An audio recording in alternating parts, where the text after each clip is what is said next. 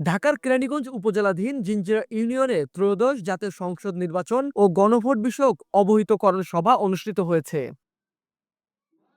অবশ্যই এই জনসভাটা প্রয়োজন, কারণ অনেকে তো জানে না যে আসলে এই গণভোটটা আসলে কিসের ভিত্তিতে। অনেকে বিভিন্ন প্রলোভন দেখাচ্ছে। তো এই গণভোটটার প্রচারণা যদি ব্যাপকভাবে করা যায়, সবাই যখন বুঝবে এটার সুফল এবং কুফল, তাহলে হ্যাঁ ভোটের যে সুফল এটা যখন জানবে তখন সে হ্যাঁ ভোটেই আসলে ভোটটা দেবে। অনেকে মনে করতেছে বাংলাদেশে এটা নতুন, আসলে নতুন না। আমি এটা আগে বলেছি যে 1977 সনে, 1985 সনে এবং 1991 সনে এই তিনবার বাংলাদেশে গণভোট অনুষ্ঠিত হয়েছে। এটা খুবই সুন্দর কথা বলছে, আমার ভালো লাগছে আমাদের, কারণ 10 বছরের বেশি থাকলে অন্যরকম একটা বিশৃঙ্খলা হয়। এখন দেখা যাচ্ছে 10 বছর থাকবে, ওর মধ্যে ওনারা কাজ করবে, ভালো কাজ করবে আশা করি।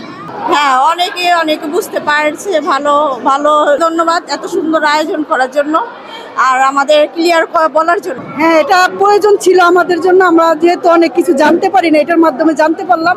এমন অনুষ্ঠান আমরা সবসময় আশা করি। আমরা এটার জন্য অনেক এক্সাইটেড যে আমরা অনেক কিছু অজানা কথাই জানতে পারবো। এটাই আমার।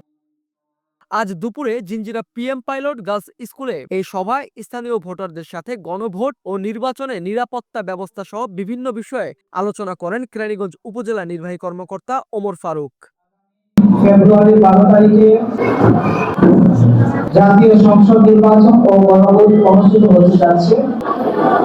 জাতীয় সংসদ নির্বাচন এটা হচ্ছে আপনারা আপনাদের মধ্যে প্রতিনিধি আপনারা নির্বাচন করবেন।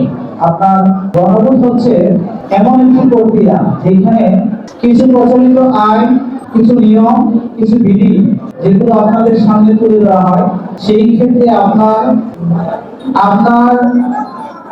ইতিবাচকতা আছে কিনা অথবা নেতিবাচকতা আছে কিনা, আপনি কি আসলে পজিটিভ আর নেগেটিভ। কিছু প্রশ্ন আপনাদের সামনে তুলে দেওয়া হয়, সেই প্রশ্নগুলো আপনি জেনে শুনে আপনি এটাকে হ্যাঁ বলবেন বা না বলবেন, সেটা আপনার বিষয়। আমরা মিটিং করেছি আইন শৃঙ্খলা রক্ষাকারী বাহিনীর সাথে, আমি মিটিং করেছি, জেলা প্রশাসনে মিটিং হয়েছে।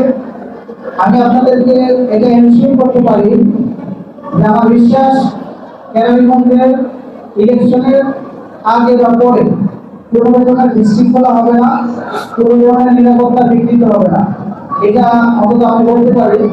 আমাদের যে আইন শৃঙ্খলা রক্ষাকারী বাহিনী, বিশেষত executive magistrate, police, RAB, Bangladesh সেনাবাহিনী, বিজিবি সহ সকল আইন শৃঙ্খলা রক্ষাকারী বাহিনীর সদস্যরা তৎপর রয়েছে।